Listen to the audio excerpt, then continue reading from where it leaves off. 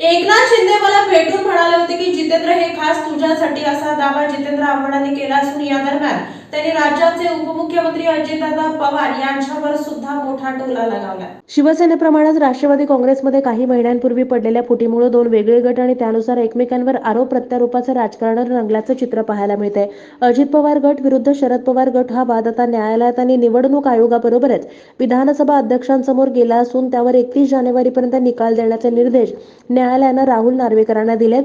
शिर्डीत शरद पवार गटाच्या शिबिराच्या निमित्तानं आलेल्या जितेंद्र आव्हाडांनी अजित पवारांवर टीका करताना गंभीर आरोप केलाय। शिर्डीमध्ये राष्ट्रवादी काँग्रेसच्या शरद पवार गटाचं 2 दिवसीय अधिवेशन सुरू झालं। या अधिवेशनाला शरद पवारांसह राज्यभरातले महत्त्वाचे नेते पदाधिकारी हजर झाले। या शिबिरात शरद पवारही पदाधिकारी आणि कार्यकर्त्यांशी संवाद साधणार आहेत। या पार्श्वभूमीवर शरद पवार गटाचे आमदार आणि माजी मंत्री जितेंद्र आव्हाड यांनी अजित पवारांवर परखड शब्दात टीका केली आहे। जितेंद्र आव्हाडांनी यावेळी मुख्यमंत्री एकनाथ शिंदेंचा उल्लेख करत अजित पवारांवर हल्लाबोल केलाय। मला पालकमंत्रीपद देऊच दिलं नाही, ते फक्त एकनाथ शिंदे आणि अजित पवार मिळून ठरवत होते। मी अजित पवारांना स्वतः भेटून सांगितलं होतं की मला पालकमंत्रीपद द्या। मला मुख्यमंत्री एकनाथ शिंदे स्वतः भेटून म्हणाले की जितेंद्र, आम्हाला रायगड हवं होतं, आम्ही तुम्हाला पालघर द्यायला तयार होतो, मी खास तुझ्यासाठी पालघर सोडलं होतं।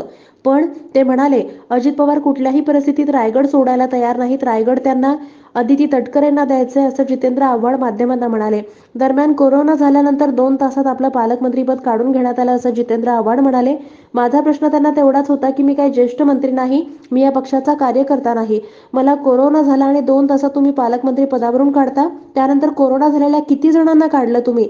या पक्षात मी सावत्र होतो का नाही सांगितलं की कोरोना झालाय तर बरा होईल आणि मग पुन्हा घेईल पालकमंत्री पदाचा कार्यभार? मी झालो ना बरा, मेलो नाही ना। तुम्हाला स्वतःला कोरोना झाला का नाही? मग तुम्ही तेव्हा झाला तेव्हा राजीनामा दिला का?